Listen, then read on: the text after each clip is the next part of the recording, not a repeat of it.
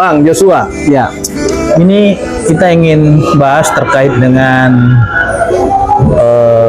gelar perkara kemarin, Ya. kan gitu. gelar perkara khusus Jadi, ya. iya, gelar perkara khusus kemarin kan masyarakat ini pengen tahu nih, karena di luar Rismon bilang Joshua Sinambela itu ingin mengajari saya, katanya gitu.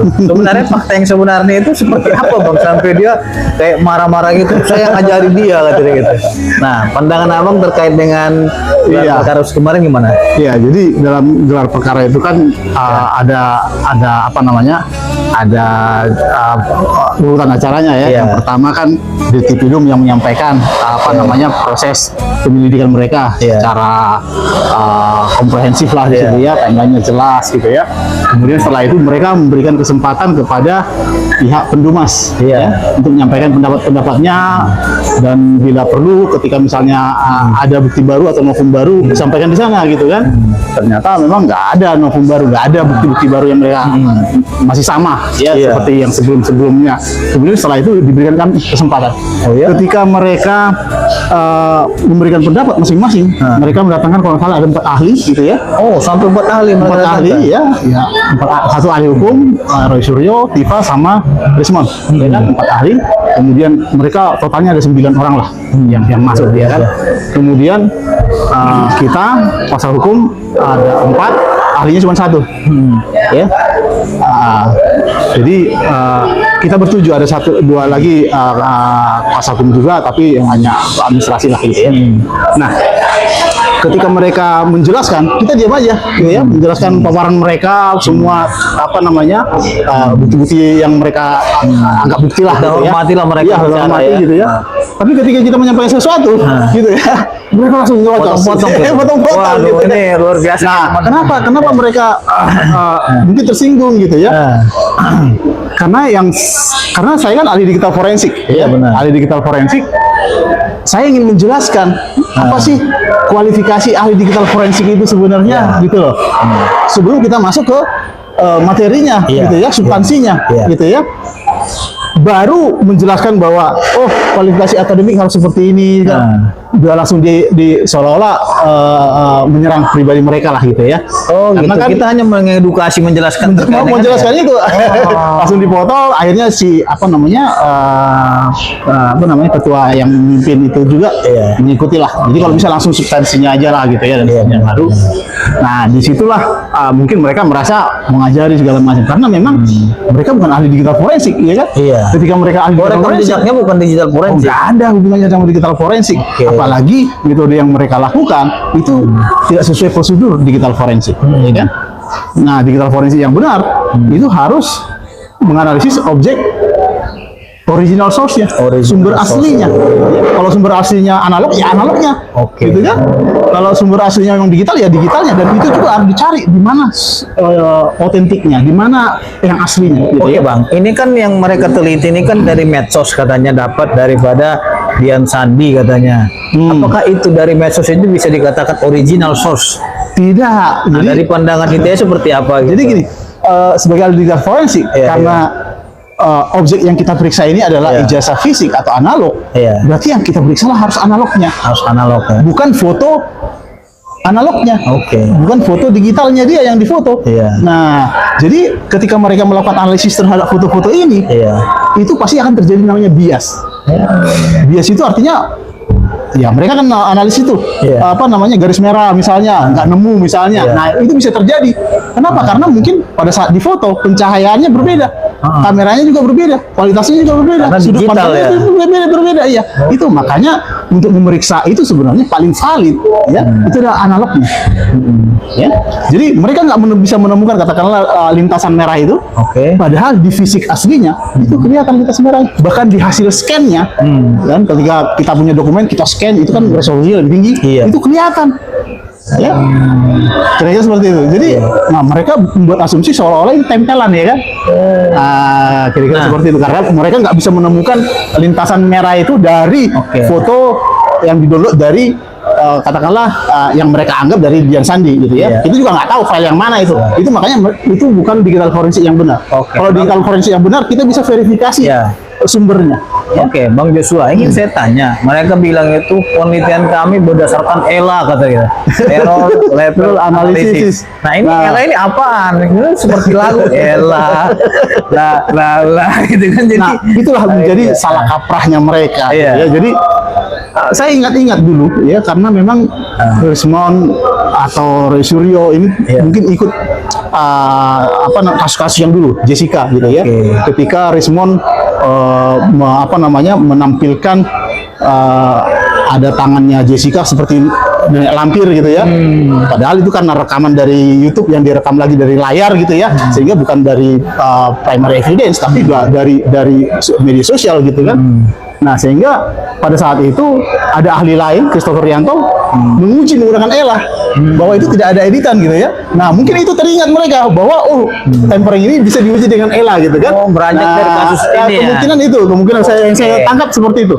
Nah, tapi sini saya sudah jelaskan ya, ELA, error level analysis, itu metode yang sudah sering saya gunakan sejak tahun 2008 untuk menganalisis foto-foto Bukan hal yang baru ya. Bukan hal yang baru, itu teknologi sangat ujur sekali dan syaratnya juga sangat ketat itu. Kapan kita bisa menggunakan ELA? Kita bisa menggunakan ELA ketika menemukan file digital yang baru diedit. Oke, Bang, ELA ini apakah bisa menguji file fisik seperti ini, meja gitu? Oh ya, nggak bisa. Ya, Nah, kan? itu kesalahan kaprah mereka. Nah, atau dari situ, buku gitu dari kan? situ kita bisa tahu kualifikasi mereka tidak memenuhi kualifikasi Iya. sebagai ahli digital forensik. Jadi ELA singkatan dari error level analysis. Oke. Itu hanya bisa mendeteksi tempering atau perubahan-perubahan di file digital. Jadi gambar-gambar foto digital kita, ya, diedit misalnya kacamatanya dihilangkan atau diedit hidungnya atau misalnya bukti transfer ditambahin nolnya gitu kan. Kita bisa mendeteksi itu dengan mudah dengan menggunakan ELA. Asal kita menguji file digital aslinya. Ya. Nah, dia hanya bisa digunakan untuk menguji file digital karena dia memanfaatkan kompresi JPEG. Jadi ketika kita mengedit sebuah file, mengedit sebuah gambar, katakanlah menambah angka 0 segala macam, otomatis bagian yang kita edit itu akan kompresinya akan berbeda dengan yang lain. Karena diedit ditambahkan ya kan. Nah, gitu Terus kan. kaitannya dengan fisik apaan? Nah, kalau seperti itu gitu. Itu makanya ketika ada fisik kita foto seperti yang mereka lakukan, itu otomatis tidak akan kelihatan bahwa itu sudah diedit. Iya. Walaupun ada yang aneh dari hasil ELA kita, itu berarti file digitalnya lah yang berubah. Warnanya diedit dia, diterangkan dia atau seperti apa kan udah berubah jadi kan. Nah, yang lucu sebenarnya dia membandingkan ijazah Jokowi dengan ijazahnya dia. Oh gitu. Beda, kualitasnya berbeda. Segala Iya. macam. Otomatis juga sebaran-sebaran yang dianggap dia itu adalah analisis ELA. Tahun keluarannya Jadi juga berbeda, beda gitu. berbeda karena memang kualitasnya dia pasti lebih bagus ya kan. Iya, benar. Nah, daripada yang didapatkan dari media sosial gitu ya. Nah, yang pasti ELA tidak bisa digunakan untuk menguji ya dokumen-dokumen analog. Ya. Karena ELA ini memanfaatkan kompresi JPEG yang hanya ada di file-file digital.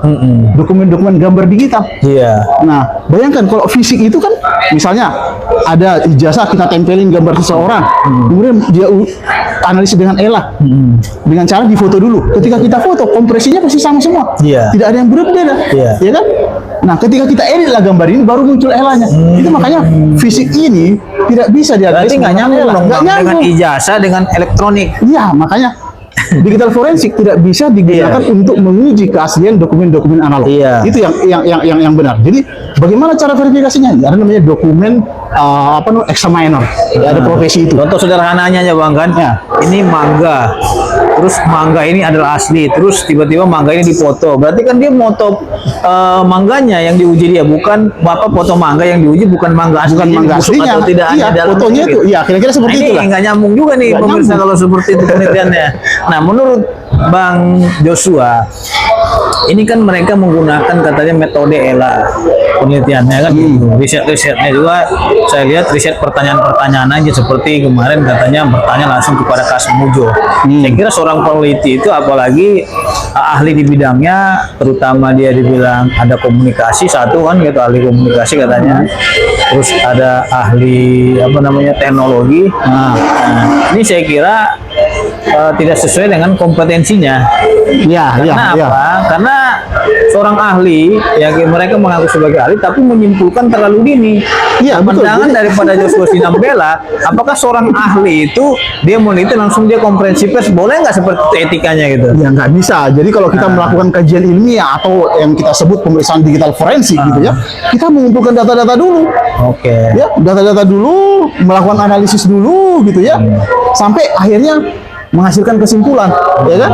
Nah, kalau mereka kesimpulan dulu, kesimpulan Kembali, dulu, ya, baru mencari data. data-datanya lagi. Nah, itu udah pasti peneliti abal-abal. Tidak ada pengkaji ilmiah yang seperti itu. Ya? Aneh juga ya. Nah, iya, mereka udah menyimpulkan dulu, baru dicari buktinya. Jadi itu yang Oke. disebutnya cocokologi atau pembenaran. Jadi mereka lah cari pembenaran-pembenaran. Ketika misalnya deskripsi itu tidak ada tanda tangan, berarti nggak sah semua. Kan Misalnya mereka gitu ya. nggak ada bukti bang, karena katanya minta ditunjukin dulu aslinya katanya. Nah, terus mereka udah menyatakan palsu. Pasti, makanya akhirnya mereka jadi dugaan fitnah kan. Iya. Nah, itu pasti, dan itu yang sekarang lagi dikejar ya. Jadi ada konsekuensi ketika orang menuduh seseorang ya, dan itu dengan apa istilahnya, dengan gaya-gaya seolah-olah dialah kebenaran itu, padahal dia tidak tahu, dia tidak punya apa-apa sebenarnya, tidak mengetahui apapun gitu ya terkait dengan ijazah itu. Ya, dia nggak tahu fisiknya, nggak pernah lihat, langsung dianggap palsu, ya kan? Hanya berdasarkan asumsi-asumsi, pengalaman menteri segala macam, dokumen-dokumen yang nggak jelas, ya. Padahal sudah ada lembaga yang memverifikasi, lembaga yang mengeluarkannya sudah memverifikasi bahwa itu asli, ya. Bahkan ditambah uji puslapor yang menyatakan itu identik. Apalagi yang kurang kira-kira? Nah, itu masih dibantah. Artinya apa? Apapun yang kita bilang itu pasti akan tak dibantah, karena mereka punya kebenaran sendiri. Iya. Ya, kira-kira seperti itu. Oke, dari pandangan seorang Joshua Sinambela, ini kan pertama mereka meneliti ijazah. Nah, Setelah ijazahnya juga mereka nggak ketahui, mereka katanya meneliti skripsi. skripsi, betul. Setelah skripsi diteliti lagi KKN-nya. Betul. Setelah KKN diteliti lagi pasar pramuka. Pasar pramuka, ada Jadi pembimbing ada segala macam. ketidakkonsistenan dalam penelitian di sini. Yang menjadi pertanyaan masyarakat di sini, pertanyaan publik juga bertanya, sebenarnya yang mau mereka teliti ini dari sudut pandang Joshua Sinambela itu apa? Apakah skripsinya kah, ijazahnya kah, KKN-nya kah, dan terakhir mereka meneliti wajah Pak Jokowi. Katanya ada iya, pencak fotonya. putih. Gitu. Ini ahli seperti itu seperti apa gitu loh pandangannya. Itulah ya, orang-orang yang waras itu udah tahu bahwa mereka itu udah di luar waras gitu ya. Di luar waras. Iya kan? Iya, ya, nggak logis lagi gitu ya. Dari Itu namanya secara cari kesalahan juga ya. ya, jadi hasilnya mereka mencari pembenaran-pembenaran yang menurut mereka itulah sebuah kebenaran mereka ya. Iya. Bagi kita kan itu pembenaran, itu hanya asumsi-asumsi saja gitu ya. Iya. Ya, jadi ketika ada kejanggalan-kejanggalan itu dianggapnya menjadi bukti bagi mereka. Kira-kira seperti itu. Jadi misalnya Kasmujo, kemarin Pak Jokowi bilang pembimbingnya ini, gitu ya, Pak Kasmujo. Ternyata nggak ada di sebagai dosen pembimbing akademik segala macam. Dianggapnya, wah ini pasti salah, ini pasti penipuan segala macam, gitu ya. Padahal maksudnya sebenarnya karena memang Pak Kasmujo aja yang masih hidup, ya kan? Kemudian dia masih ingat bahwa memang Pak Kasmujo itu dia pernah mereferensikan bukunya, gitu ya, dan seterusnya. Jadi dia ada di referensi dari skripsinya sebenarnya. Ya. Jadi mungkin dia berkesan dan pernah juga dibimbing karena dia pembimbing akademik ya kan, bukan pembimbing skripsi memang gitu ya. Nah, itulah yang digoreng-goreng. Hal-hal seperti itu yang banyak sekali kita temukan. Misalnya kemarin ada yang ditampilkan oleh Dirtipidum, jumlah SKS sarjana muda. Berarti Jokowi ini lulusan sarjana muda saja. Dia hanya lulus 122 SKS, padahal syaratnya 160 gitu ya. Mereka nggak tahu bahwa program S1 di kehutanan itu apa namanya aturannya memang seperti itu. Kita harus menyelesaikan sarjana muda dulu baru mengambil program sarjana atasnya. Iya. 40 SKS lagi gitu ya. Nah, itu yang mereka nggak paham. Bang Joshua Sinambela, ini yang dilaporkan Pak Jokowi itu kan bukan hanya kasus pencemaran nama baik dan fitnah. Iya. Tapi ada pasal 32 dan Ya, pasal Undang-Undang 35 Undang-Undang ITE terkait dengan pengubahan data elektronik yang seolah-olah asli dan sudah direkayasa. Ya. Artinya tidak otentik lagi dengan aslinya. Iya. Kan gitu. Dari sudut pandang hukum dan dari sudut pandang ahli digital forensik, orang yang mengubah digital ataupun merekayasa kita katakan tidak sesuai lagi aslinya, apakah itu merupakan bentuk pidana?